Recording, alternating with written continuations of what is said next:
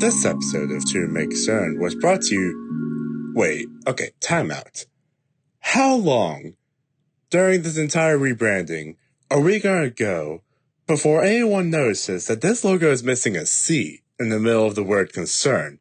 Like, if you look at it, it's just concern. It doesn't spell concern at all. So, okay, time out. Let me just go ahead and fix this real quick. And C there, and boom. All right, I fixed it. And by contributions to your whatever, start the episode. Yeah. Hey yo, what's up everybody? Welcome back to another episode of To Make Cern. We are back once again with another episode for y'all, and we are bringing this to you with correct spelling.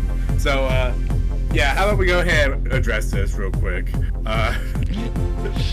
Since rebranding about 2 months ago, all of our episodes have included our logo and have included our name, To Make Cern. However, there was a problem. I am stupid. And I typed out concern as C-O-N-E-R-N. I left out a C in the middle. So Also it's known just as to whom the... it may concern. Yeah. And if you go back to any of the previous episodes since coming back to how it looks now, you will see it in the corners just to whom it may concern. And no matter how badly I want to, I can't go back and fix them because there are moments in time that I just, like, theoretically, if I want to, I could re-add them and put them back up. But, like, at the same time, it's like, in the grand scheme of things, it's not that huge of a deal. But it's just something that just personally bugs me. It's a canon event. If you want to call that a canon event. We traveled out of the alternate universe, we're entering a, what is that thing called? The multi-dimensional MCU Multiverse? thing? Multiverse, yeah. That, I don't know why that left me. It's been a while since I've watched any Marvel movies or caught up on any of the lore. So the term multiverse kind of left me for a second. So, but yeah, we escaped the particular verse in which we spelled it like that. We're now in the present verse, where where it's, yeah. Anyways, how are you today, Steven?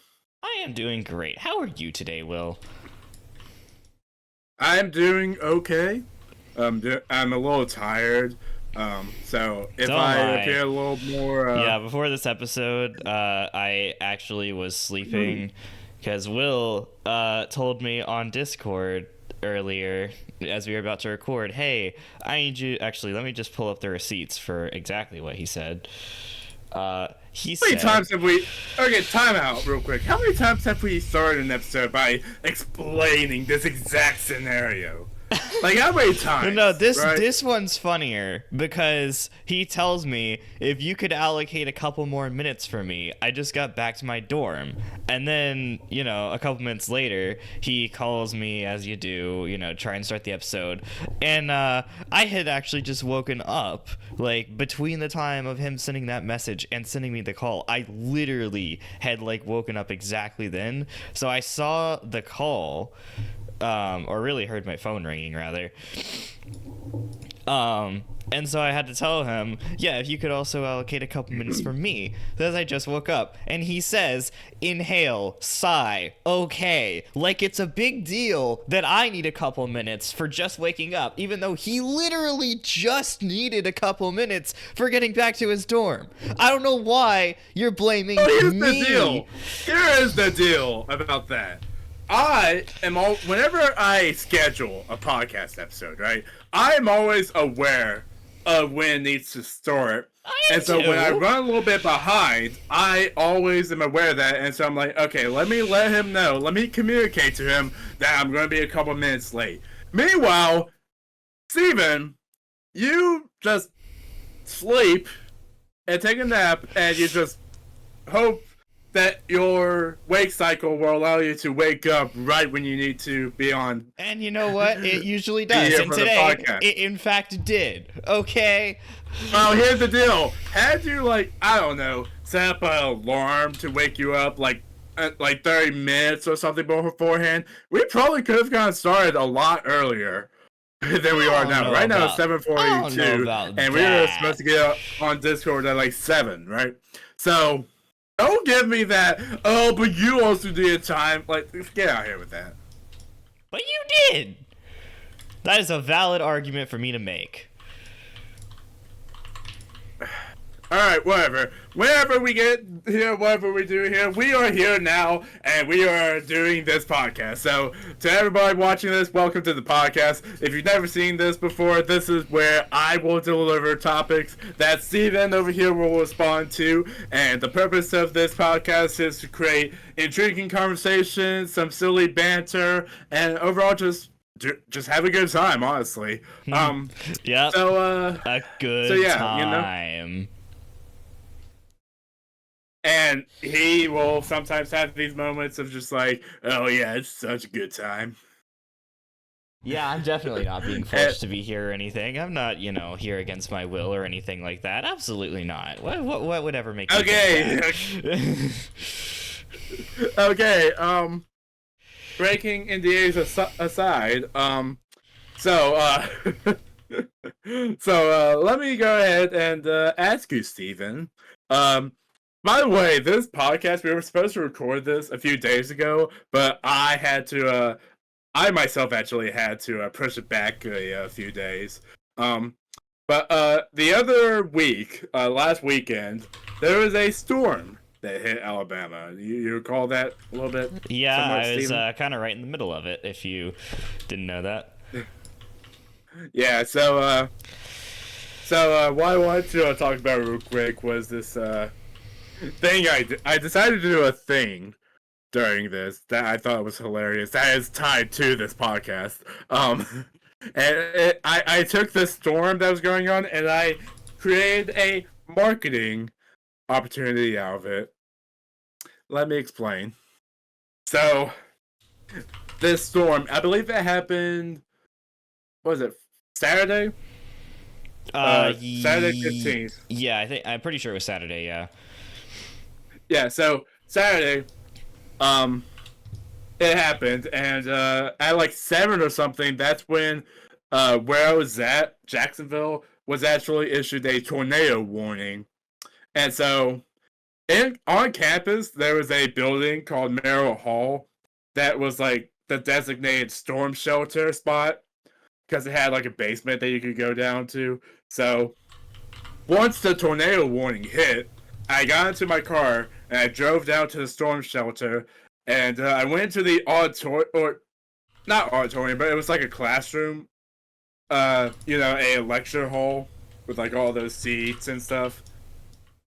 And there was a ton of people there, and on this, they had the screens up, and they were just playing the weather channel, giving you the news of like where the tornado was and all that. And so I kind of stayed there for a while.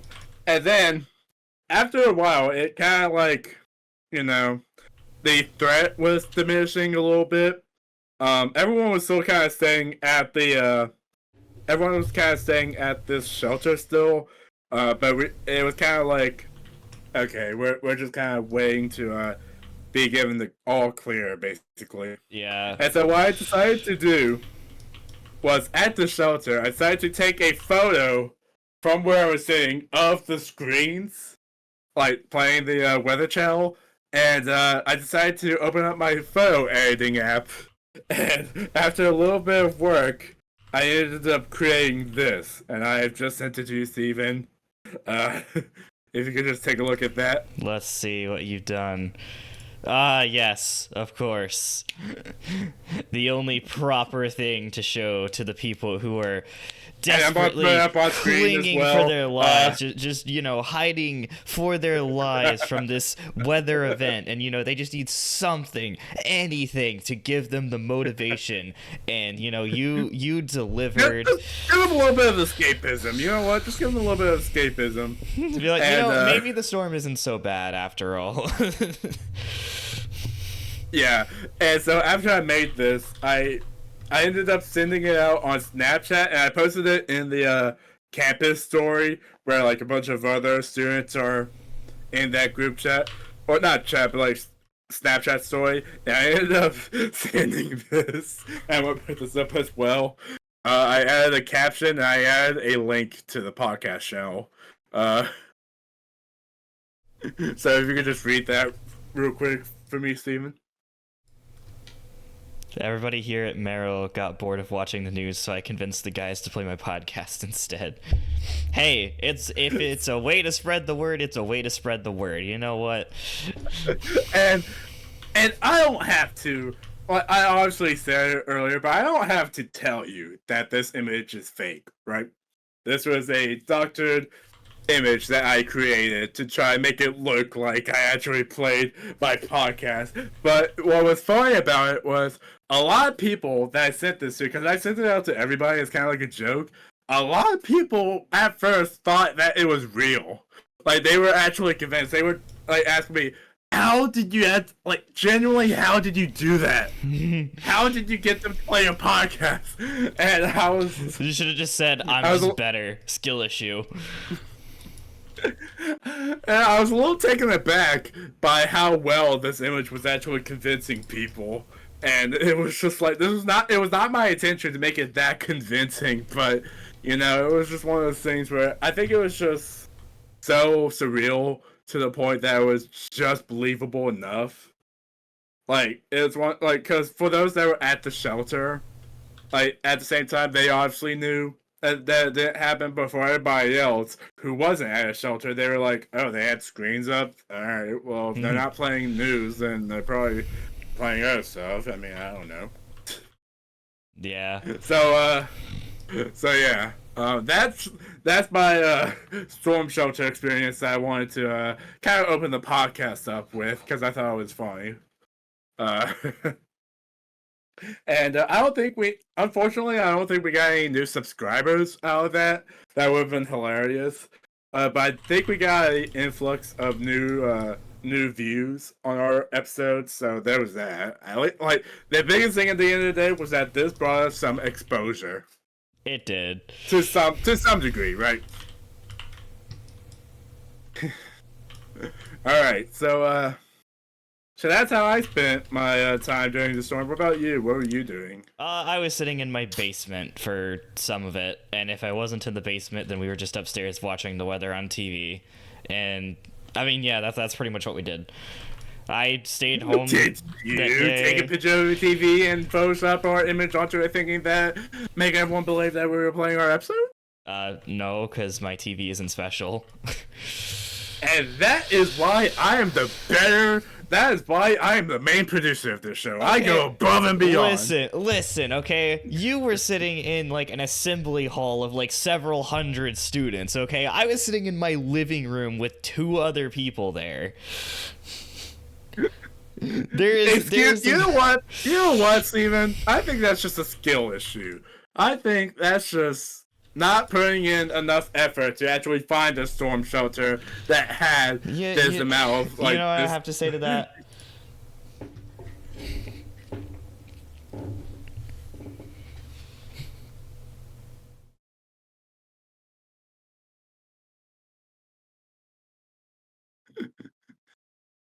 I think you're recording this, right? So it just captured what you were saying? I mean, it would have if I was saying anything. So the audience back home are just gonna get 10 seconds of uncomfortable silence from you. Or maybe it's comfortable silence. You don't know. How do you know what the audience wants? Maybe they want us to stop talking. Maybe every second that they watch the podcast, they're just begging us to please shut up. You know what, Steven? I think this is our time to become a revolutionary podcast. This is gonna be the first podcast with 0 words. It's gonna be really easy to sell it on Spotify. Just an hour of nothing. Just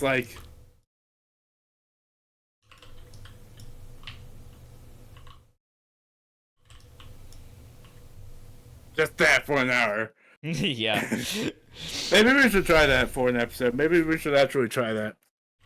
Alright, Just sit here and stare at the camera for an hour. Alright, so storm shelter aside, let's go ahead and move on to something else. Alright. Alright, so Steven. Yes. Would you describe yourself as a car guy?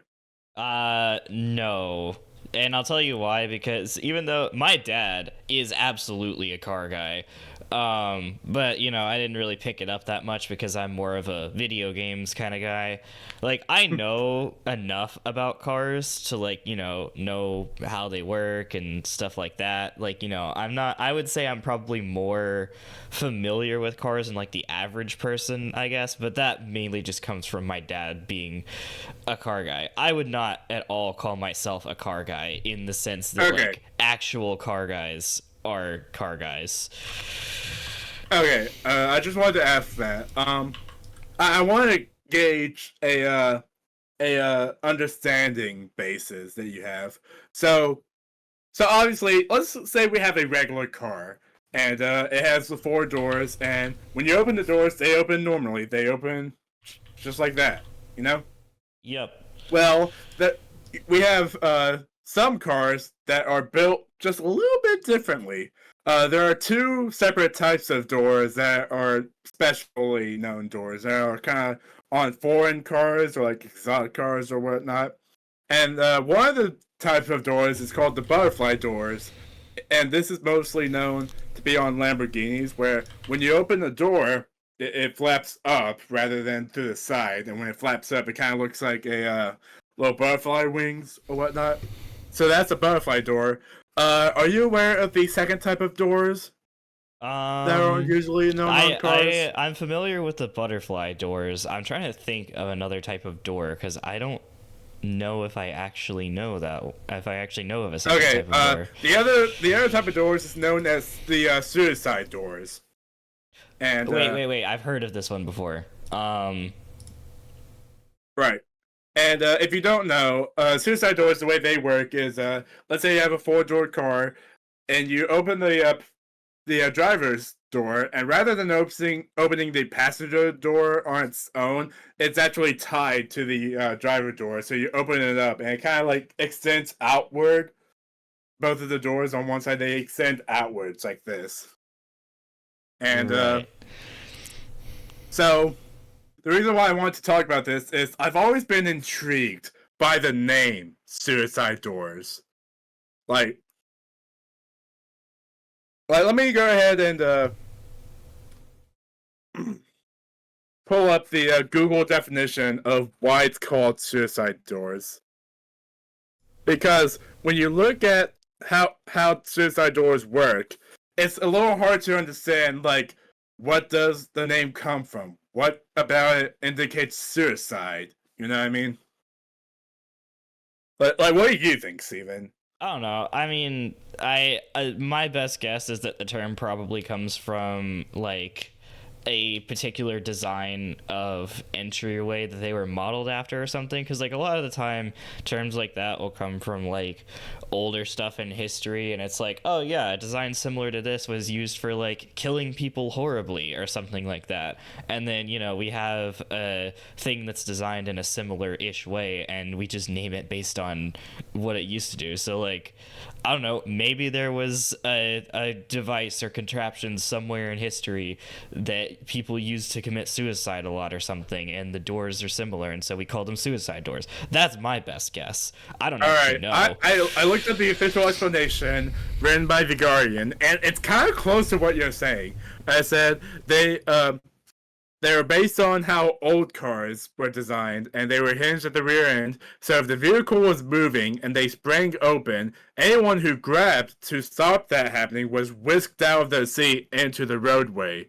And this is because seatbelts were not implemented into cars at the time. So basically, if you wanted to, like, let's say you were like a mob boss and you wanted to push someone out of the car, you could just hop into a car that had suicide doors and you could just push them out because the doors just flank open like that. My only question: what does it have to do with suicide? Like, by this definition, it does. Even if someone were to like fall out accidentally, it's not like they were intentionally trying to kill themselves by going out, onto traffic. Like, and even if some did that, I don't think it was like a common enough occurrence to be calling it the suicide doors. Like, I don't know. This is just a topic that fascinates me. Maybe they're just using suicide as like a synonymous term with, a mob boss trying to throw you out of the car. Which, to be fair, it's not. I'm not saying it is, but maybe they're just like that's how they're using it. I don't know. Yeah, it's a little weird. And of course, I'm not a big car guy myself. So it's just something I got into recently, and something I only started questioning recently. Yeah, that's just something I've just been curious about. Suicide doors. What if we just started calling other things that are even slightly vaguely dangerous as suicide? Like, let's say, flying a plane. That could be dangerous. Hey, flying I will have you know that flying an airplane is statistically less dangerous than driving a car. But it's still dangerous, right? I mean, it could be if you... anything can be dangerous if you do it wrong. I have this wallet. If I hold this wrong, will it kill me? Potentially, yeah. Under certain circumstances, there are situations where holding that wallet wrong could kill you. Let me just hold it with my stuff into my throat. Oh, who could have seen this one coming? And then designers are like, you know what? Let's just design a new type of wallet called the suicide wallet. And it's just a normal wallet. That's the title of this episode. Ladies and gentlemen, come get our new suicide wallets. Perfect for holding all of your money. And killing yourself with it. Just like doors on cars. Yeah, apparently. Yeah. Alright. So I think that's 2 topics down. A couple more to go.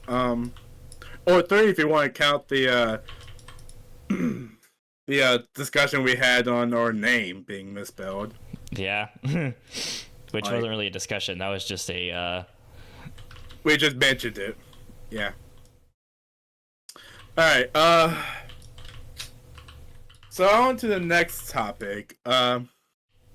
So, as you know, it's kind of ironic bringing up this topic just after we had a whole topic talking about suicide, because on YouTube, they've been, the people over at YouTube have been stricter and stricter with what you can or can't say on YouTube. Yeah, and so I think during that entire segment, we probably would have been better off just saying like other ways, because some people have like come up with different ways to say suicide rather than actually saying it. The best one I've heard is Alt F4ing existence. Yeah, like self-delete. Someone just self-deleted from this earth. There's stuff like that, and then you got as subtitles become more common in like YouTube shorts and whatnot. Anything like you have your like, if a short has swear words and the captions are transcribing the swear words, they're gonna like censor it by adding like those asterisks in like the vowels and stuff. One thing I've noticed recently, and this has kind of been a thing for a while, is that a word that just slightly seems bad will get censored. Like, for example, if someone's talking about a murder case, whenever they say the word murder, that word gets censored. You have to censor the word murder. Yep. And killed. That's another thing too. It's like that person killed that person. The word killed is like, it's like no child should be reading this. Nobody with a sensitive mind should be reading that word. I don't know. Like, and just based off those examples, what do you think? I mean, I've seen those examples before. Like, you know that I watch a lot of YouTube shorts. Like, I'm not a TikTok watcher. I'm a YouTube shorts watcher. Right. And like, I've seen that a lot. Like, I have seen it a lot, and like, it's always annoyed me. Just the fact that like we're kind of getting rid of freedom of expression on the internet. I don't want to get too political here, but like, just getting rid of freedom of expression. I think what it is, it's less about restricting freedom of expression. I think it's more about YouTube getting so like paranoid with like advertisers getting offended by investing into a content distribution that's having the words killed or murder, as if those are just the most offensive topics you could be talking about ever. And really, that's more on society as a whole, both for advertisers like being unwilling to allow just those words, like absent of context, because it doesn't matter what the context is. They just don't want to allow the words at all in their advertising. And then on like the general public for having the sentiment that causes advertisers to do that. Because like, you gotta realize advertisers are shaping their advertising based on what makes them the most money, because that's their goal, is making money, right?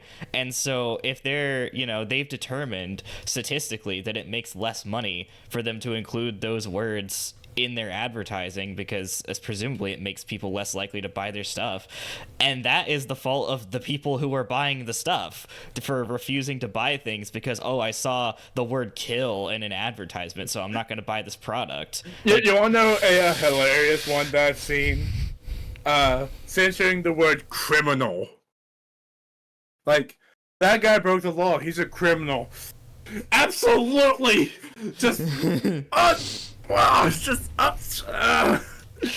struggling to come up with a joke thing to say in the perspective of this, because it's just so silly, right? Yeah. Being so to like, as an advertiser, just be like, this video talks about criminals.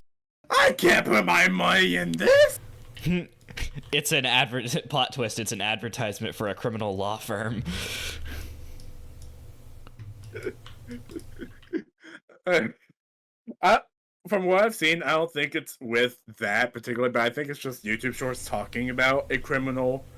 They censor the word criminal with those little asterisks. And what's funny is they always like single out, like they replace the vowels, but never the actual like consonants that form the word. So you can still tell what it's saying. It's not like it's hiding it very well or anything. It's just not spelling it out 100%. So, and I think a lot of it is like advertising, but it's also like based on algorithms determining like what's acceptable, what's not. And I think it's just kind of gotten to a point where it's becoming too safe. I don't know. It's just bizarre to me. That's my reaction. Just, I don't know. You know what? It is what it is. It is what it is. So, I think that's what we're going to do now. We're going to create a YouTube short. And I'm going to create a YouTube short, and we'll add subtitles, and I'm going to censor anything that is even remotely, even possibly, can be interpreted as bad. Like, I'm going to censor the word bad, because it's bad. Literally, it's bad. I'm going to censor that. Like, advertisers don't want anything bad. Let me just censor the word bad, and then we're good. Yeah. Alright, so, for this, potentially last topic. I don't know how long we've been going. We have been going for 28 minutes. I honestly thought these topics were gonna go by much longer, but we kind of went through them super fast. So I guess this after this topic, we're just gonna have this kind of be like a shorter episode. I don't know. Like if you want to prolong it, I can always bring the debate wheel out. No. And we can play another round of that. No. All right. So for this last topic, and that remains to be seen, we are going to be doing another lyrical analysis segment. We've done this a number of times before, where I bring a song to Steven, I have him listen to it, and he'll listen to it, and it's like, and afterwards we take a look at the lyrics, and we create our own interpretation. That's the thing with the segment. We always create meaning that it can mean whatever we want it to mean, as long as it makes sense to us in the way that we read it. And any background information, any context is just completely thrown out the window. Yep. And we do this just for the sake of comedy. Artist originally meant, like. Yes. Let's get down to what they really meant. So I'm gonna go ahead and copy and paste these lyrics over to you, Steven, and let's go ahead and take a look. I think what you'll notice right away is that this is not a long list of lyrics. It's actually pretty short for a song that's like 3 minutes or something. And let's take a look here. And so the song that we're doing, I don't know if I said this out loud yet. It's "Something in the Way" by Nirvana. If any of y'all have seen the Batman, like the Batman movie from 2022, this song kind of made up a good part of the soundtrack. I sent this to Steven because there's one particular lyric that I want to look at because I think it's hilarious, but I want to see what you think of it, Steven. So let's go by this lyric by lyric, line by line. Why don't we, Steven? I just want to point out something I just realized. So the lyrics, I'm sure Lil has put them on the screen at some point in the episode, so you'll be able to see them. But so you can basically cut this song in half, and there's 2 halves of the lyrics are exactly the same. There's 4 lines of him actually saying things, and the rest of the lyrics is just him repeating "something in the way" 6 times. And then that whole sequence repeats a second time, and that's the song. That's it. And we need to figure out, why does this happen? Why was it structured this way? There's a point behind it. I think he's trying to tell us something with this. We just need to crack the code. All right? Okay. So that's what this segment is. We need to figure out what happened to the rest of the lyrics. What happened to the rest of the song? We need to dive deep into this. Are you ready? This is Steven. I am ready. Let's dive deep. All right. So let's see. We need to dive just like the baby on the album cover. Yeah. In this song, because album that this song comes from is literally a baby swimming in water. I want to point out I know it's a baby. And it's not like a full-grown person, so it's probably. I think I know exactly what you're about to bring up. Yeah, I know exactly what you're going to bring up. Probably do. The album cover. I don't know if Will wants to show this on the podcast, but the album.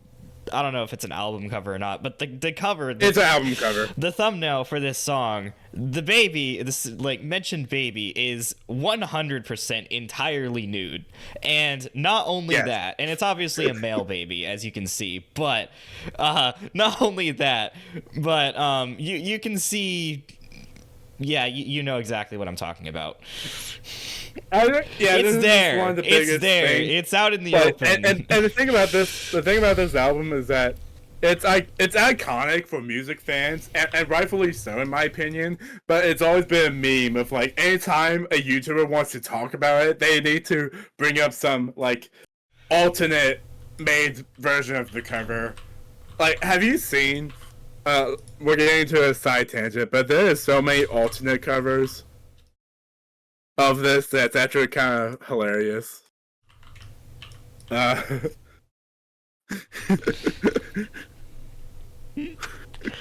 want to send a couple of them to you because I think it's actually hilarious. There's this one right here. Ah, yes, much better.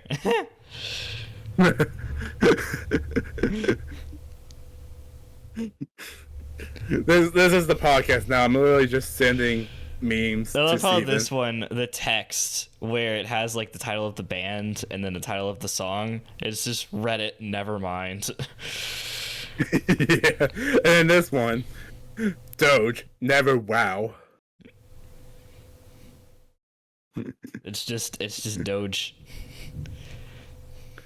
And then this is the last one I'm gonna send. But yeah, there's a ton of these out there. There's another one with Squirrel from Pokemon being the one. But yeah, if you just look up Nirvana Nevermind album cover meme, you'll see a bunch of variations. Where they obviously do censor the thing you're talking about. Yeah. But like I said, I know it's a baby, so like, you know, it just has a different connotation than like if it were like an actual person, but it's there nonetheless.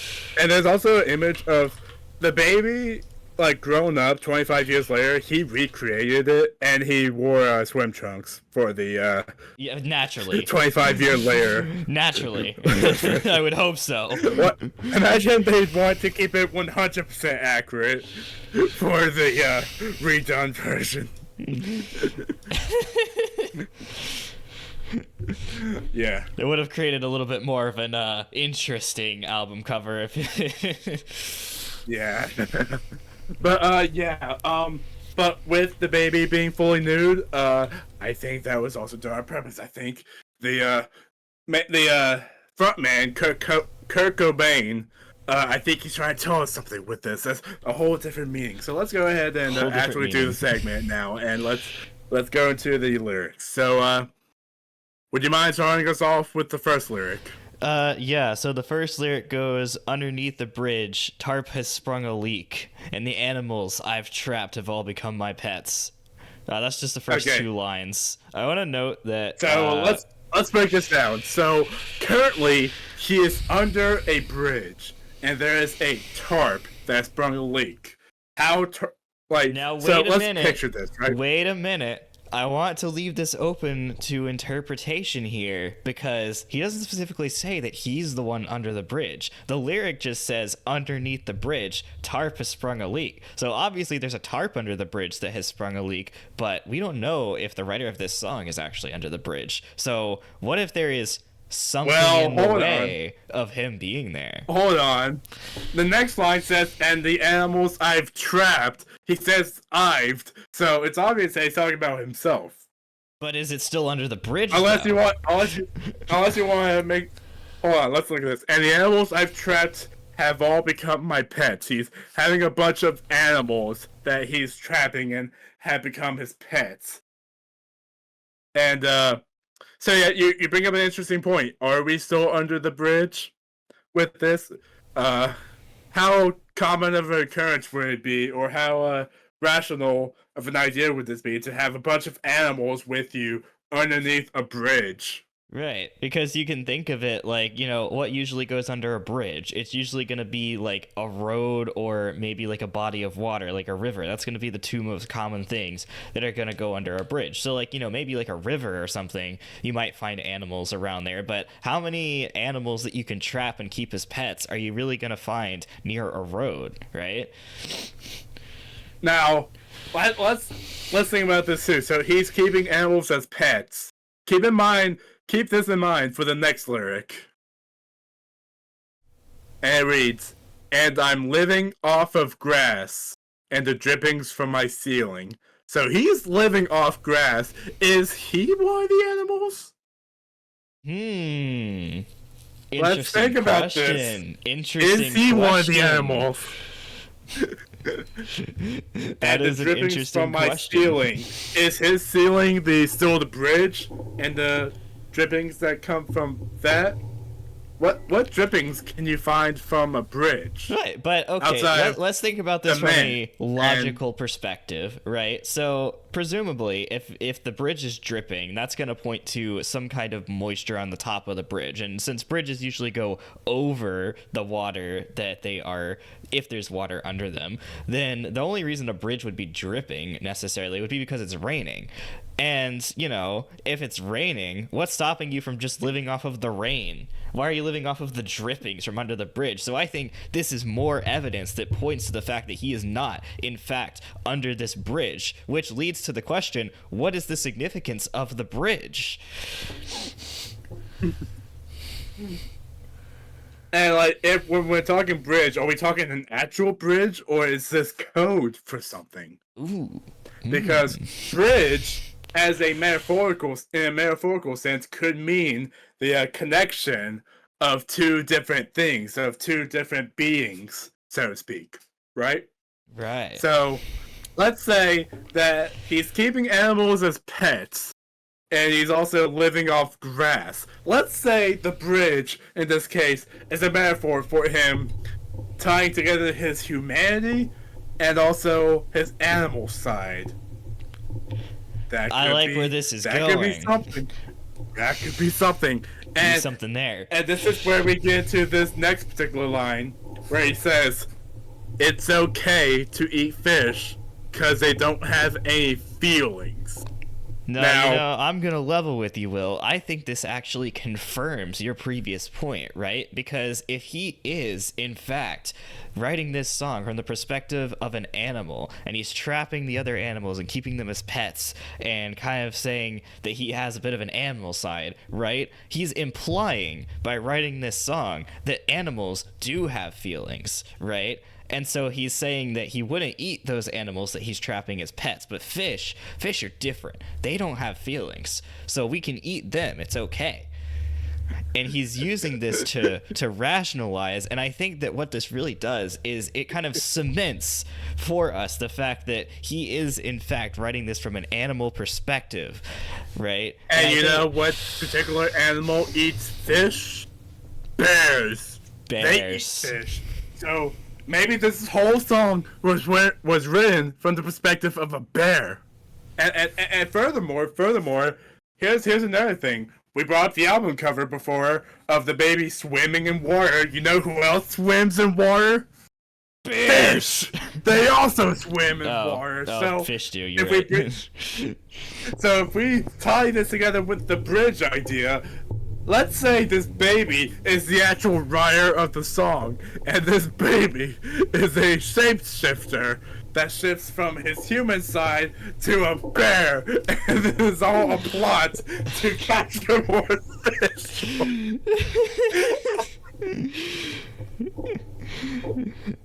I feel like with the simplicity of these lyrics, that could very well be, like, you know, because these lyrics, right? We were talking about how short the song is and how few lyrics it has. You know, this could very well be something that was written by a barely intelligent, you know, half animal shape-shifting being who has, like, a very limited knowledge of the English language, right? And you know what? With the next few lines of him saying something in the way, I think what's happening here is this shape-shifting bear is experiencing writer's block, and he's struggling to come up with more lyrics to explain his complex situation. It really does look like that, something doesn't it? is literally in the way of this bear being able to express itself, and so it tries for a good while, and I think eventually it's like, okay, well, let me start from the top, and let's see if I can come up with something. So he repeats himself by saying, underneath the bridge, the tarp has sprung a leak, which, by the way, if we're considering the bridge as metaphorical, maybe the tarp is his denial of the existence of his two separate sides that has sprung a leak. He knows that people believing that he's one side when he's actually another side as well. That secret is unfolding. Hey, you know what? Maybe because this is all pretty fantastical stuff, right? This is all stuff that could be world changing if other people found out that they could tap into their animal side. Right. And so maybe the lyrics of Something in the Way is referencing the organization that is stopping him from exposing more secrets about what humans are capable of. And that organization is, of course, the government. The government is getting in the way of this bear trying to... This baby boy, also shape-shifting bear, trying to let people know that they too can turn into bears and eat fish. Because as he knows, fish do not have any feelings. If there's one person who knows that for sure, it's going to be this shape-shifting baby boy bear. Absolutely. And that, my friends, is what this Nirvana song that was featured in the Batman movie was actually about this entire time. Yeah, that's the true meaning behind this song. That's what it means. So Steven, by you saying that this song being repetitive was a bad thing, I like to make the argument that this was all by design. And it's like by design to make people like you not question it and just think of it, write it off as just repetitiveness. And when in actuality, there's some clever meaning in this, that we as humans can too shapeshift into bears. Maybe we could Do say. I sound like a crazy person right now? I mean, we probably both do.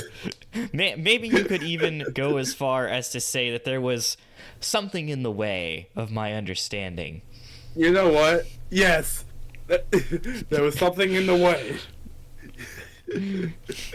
But you know what, Will? You have enlightened me. You have used your superior English to bring to me today the true meaning of this song. And this is, of course, our patented to make a certain interpretation. Yes. And the only correct interpretation. Yeah, and the actual explanation for this song, yeah, it doesn't exist anymore. We abolished it. Yeah, it's gone. This is the only correct We way. abolished the actual meaning. This is the true meaning now. That's all this episode is going to be. We found Kurt Cobain was actually a shape-shifting bear the entire time. Don't believe us? Check out this analysis of one of his songs. Check out this analysis. Think about it. Would he lie? Would he lie about anything? Of course not. It's right there. And we broke it down for you perfectly. Yup. There you have it, folks. You heard it here first. You heard it here first. Alright. So how long have we been going? 47 minutes. Alright. One final topic I'm going to bring up. I wasn't sure if I was going to talk about this, but just because we're stalling for time, you know it. I know it. The whole world knows it. Ladies and gentlemen, it is time for the Kanye segment. Yeah! And, that your screaming of joy is not being picked up by your microphone, unfortunately. That's unfortunate. The microphone. At least for me. The microphone just cannot process the level of excitement that I am feeling over the Kanye segment, the one and only consistent segment that consistently gets re-brought up throughout all of these episodes because this man, Kanye West, is just too funny to not make jokes about. And here's the deal, right? Here's the deal. The reason why I wasn't going to do a topic, like another Kanye segment, is because at this point, Kanye West has just gone so crazy and it's gone so off the wall insane that it's gone past the point of it being humorous and now it's like genuinely concerning. Yeah, I don't. Like- So to catch everybody up, last time we talked about Kanye West in detail, we were talking about how basically he went on like a whole big. People were calling it a crash out, where he basically went on Twitter. Basically, a huge meltdown on Twitter. Yeah, he went on Twitter and he was making like a whole like over the course of a couple days, he was making a bunch of posts that basically amounted to him calling himself a Nazi and saying that like, you know, Hitler and Nazis and stuff like that were not bad and that, you know, they were right or whatever he was saying. I don't know. I'm not like, I just want to make it clear that anything that I just said does not at all portray my opinions or views. This is just what Kanye was saying on Twitter. But yeah, and then a couple days later, he like released a new song or something like that. And it basically, people kind of concluded, oh yeah, Kanye's, you know, he was just doing all that stuff for the publicity and popularity, like to get people to pay attention to him so his new song would be popular, right? I don't know what happened after that point, if he's still been saying stuff like this, but I have seen a couple of memes pop up in YouTube shorts and a couple of other places about like, I don't think Kanye's joking anymore. Yeah, so and I'm not gonna go over everything because I like to keep my sanity intact.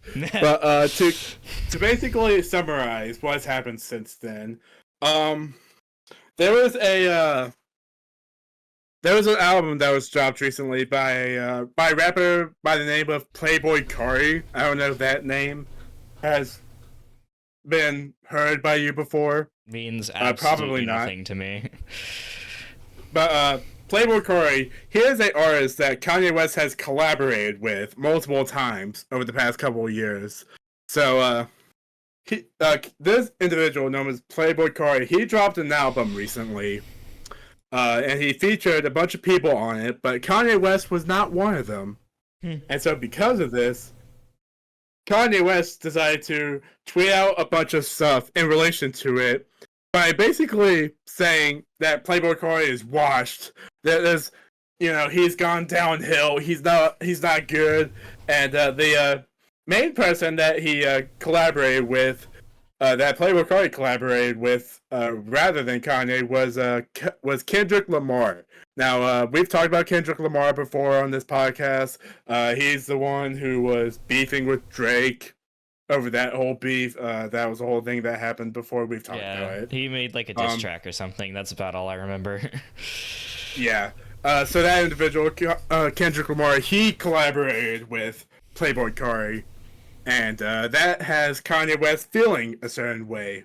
And so because of that, Kanye West has gone on a Twitter rampage of basically tweeting a bunch of stuff. So I know.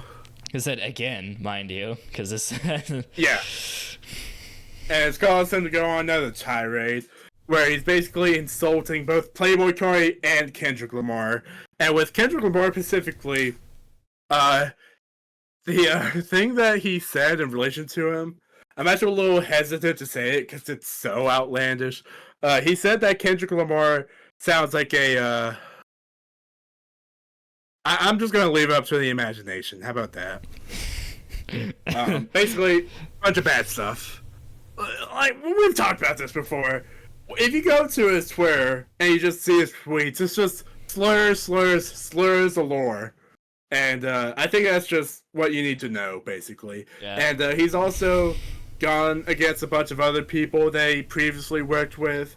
And most infamously, since then, do you remember the individual known as Diddy? Oh yeah, this one I do remember because we have made plenty of jokes about this one. During the initial crash out about a month ago, Kanye West was going on a huge press run about free Diddy, free him from prison. Like he didn't do anything wrong or something like that.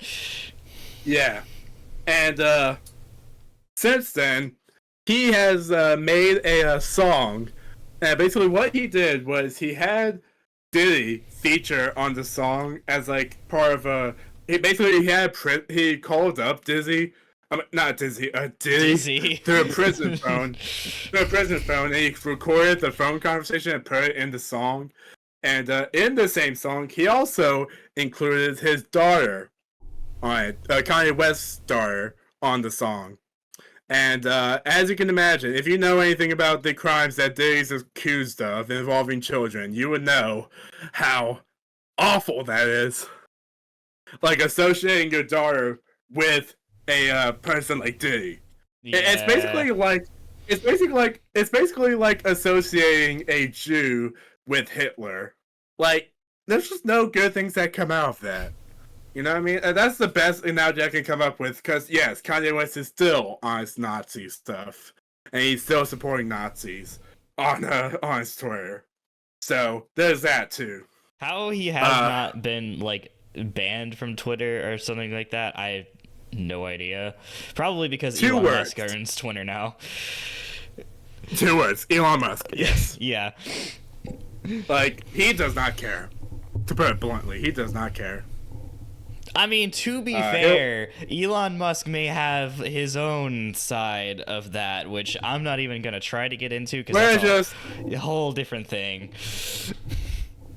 No politics on this channel, as always. Yeah, and at this point, we're not giving the exception to Kanye West anymore. He has lost that exemption. He's gone too far, basically.